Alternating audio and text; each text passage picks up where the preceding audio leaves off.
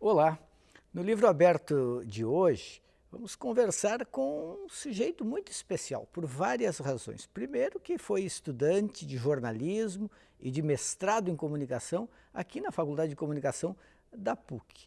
E foi jornalista da Zero Hora durante muito tempo, finalmente foi fazer doutorado em Paris e virou correspondente do jornal Estado de São Paulo. Correspondente na Europa precisa arranjar algum rolo, porque isso depois entra para a biografia. E o Andrei Neto, que é de quem eu estou falando, acabou fazendo cobertura na Líbia e ficou preso por lá.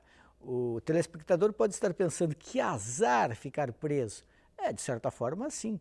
Por outro lado, ficar preso para um jornalista numa situação dessas dá uma baita matéria. E também faz o cara ficar famoso.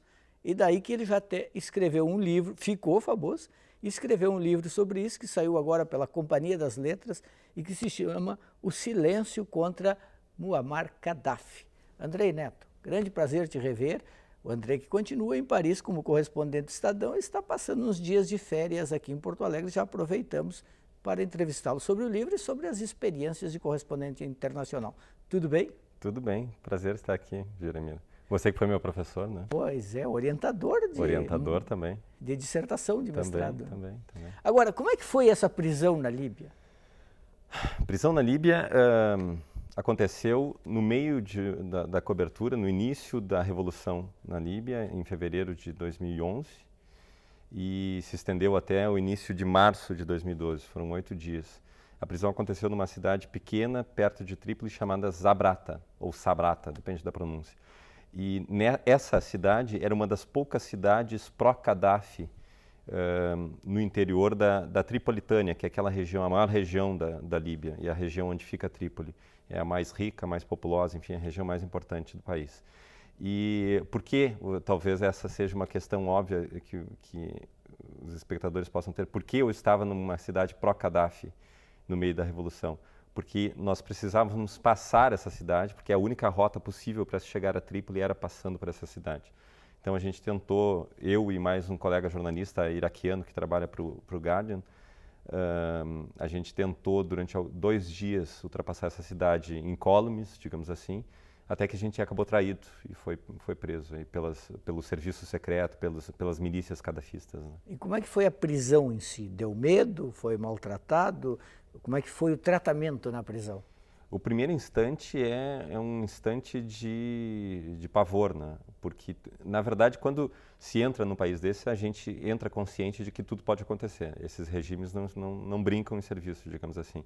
São ditaduras muito duras que tratam a sua população de uma forma muito cruel mesmo, muito opressora, e com a imprensa internacional não é muito diferente, ainda que nós tenhamos algumas salvaguardas, digamos assim, pelo fato justamente de sermos estrangeiros. Então, quando fomos presos, eu tinha clara noção de que tudo poderia acontecer. Tive medo de morrer?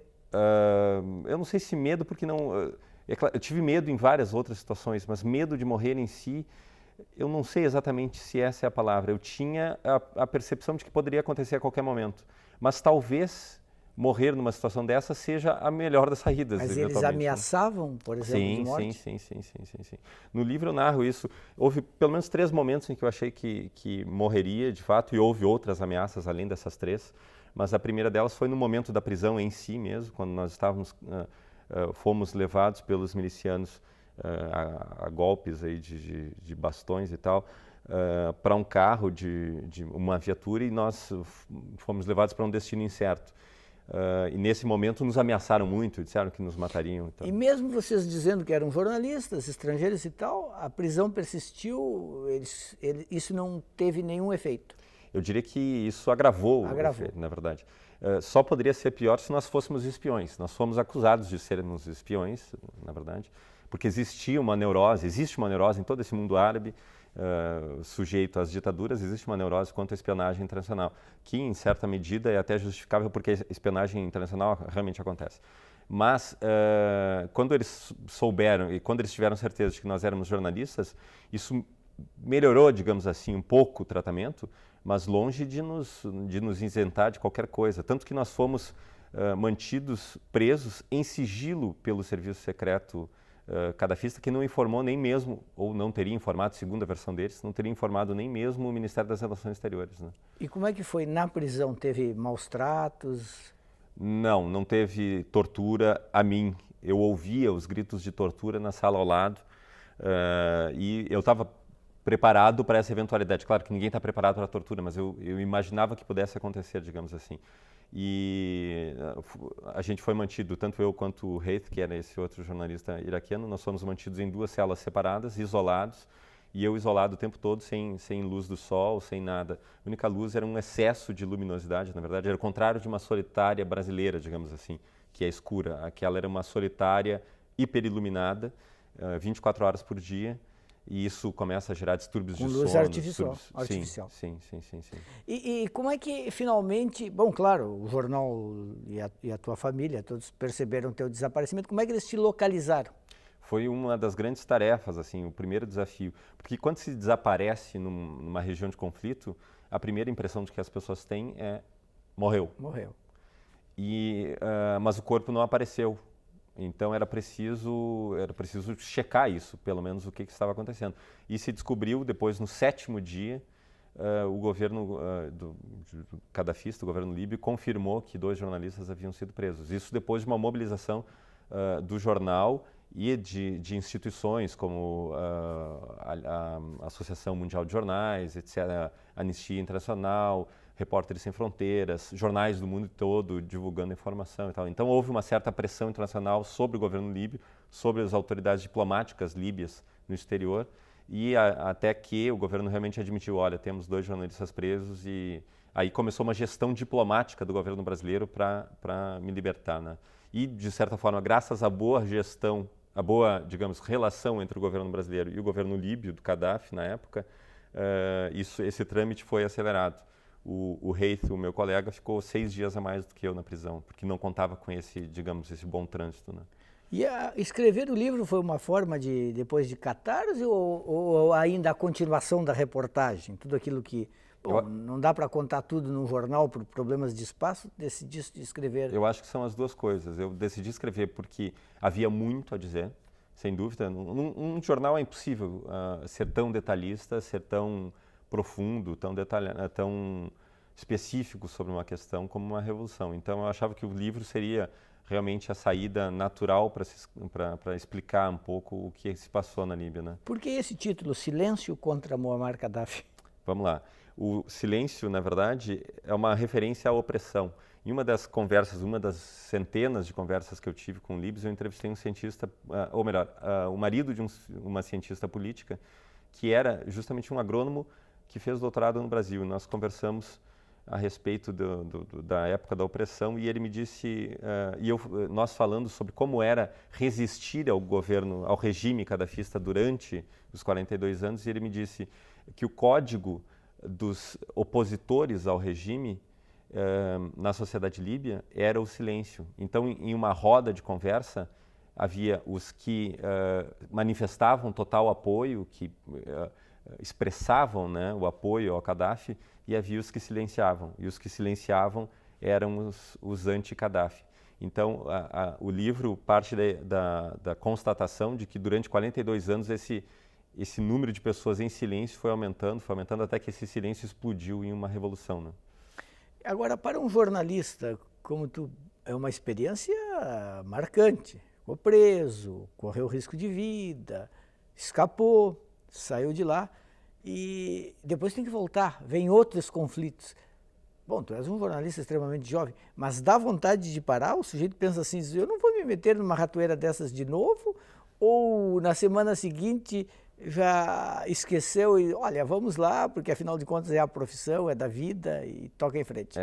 Essa é a minha postura, essa segunda é a minha postura. Mas eu respeito a postura de quem decide não voltar. Na verdade, já aconteceu com outros jornalistas, foram eventualmente feridos ou coisa parecida, ou mesmo presos, e decidiram nunca mais voltar a cobrir um conflito, né? Eu, quando eu fui libertado, digamos assim, eu fui libertado com a condição da expulsão. Eu deveria sair do país no primeiro voo que saísse da Líbia. Foi o que aconteceu no dia seguinte. Mas eu tentei ficar.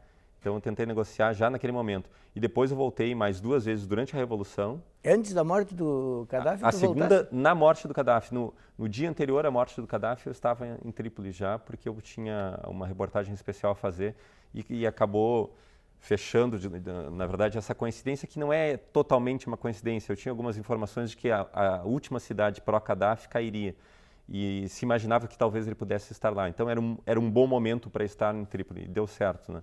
Então voltei essas 2 vezes e voltei mais uma vez durante as eleições. E depois disso, outros conflitos tu cobriste? Sim, sim. No Por Egito, exemplo?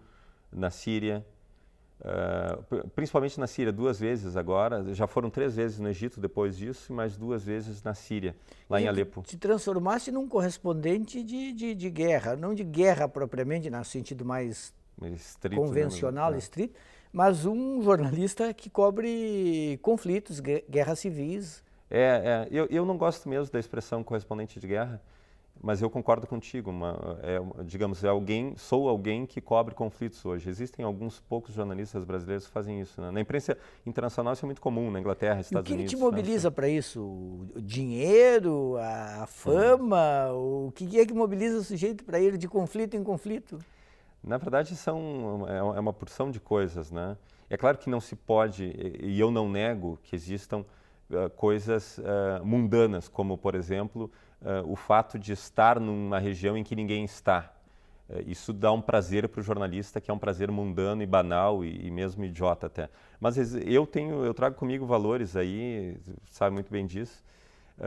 E nós, jornalistas, a maioria, trazemos alguns valores que talvez possam ser vistos como quixotescos e tal, como falar a respeito das tragédias humanas e tal, para de alguma forma tentar encontrar soluções ou gerar reações das autoridades para que essas tragédias humanas não aconteçam, né? Então eu trago comigo isso, sim.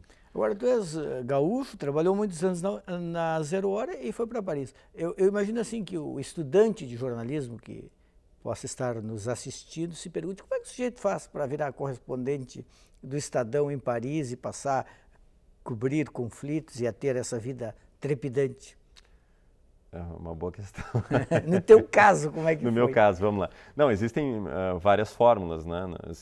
Por exemplo, se quer mídia impressa, existem alguns caminhos. A Folha de São Paulo tem um programa que abre a oportunidade de ser correspondente no exterior para jovens jornalistas. Então, eles passam durante 9 meses no exterior, experimentando a função de correspondente estrangeiro. No Estadão, a gente não tem isso. Então, é uma função que vai, na verdade, no meu caso específico, eu fui morar em Paris, como tu mencionou no início, para fazer doutorado. E na época, eu fui no meio de setembro de 2006. No início de setembro de 2006, o Reale Júnior tinha se aposentado, que era o eterno correspondente, 35 anos 35 de anos, né? E esse cara era uma lenda no jornalismo brasileiro, né? Exato. E quando ele se aposentou, essa lacuna estava aberta. Então eu passei a propor reportagens para o Estadão, até que eles se convenceram de que talvez eu fosse a pessoa certa para ficar no lugar do Reale Júnior. Eu não me sinto um substituto do Reale, porque nós não fazemos a mesma coisa. Ele tinha a sua forma de fazer jornalismo, ele trabalhava muito com rádio, por exemplo, e o jornalismo mudou nesses 35 anos, né? Então, as minhas funções são outras. Hoje eu viajo muito mais, a gente cobre conflitos, eventualmente, coisa que não era muito comum na época.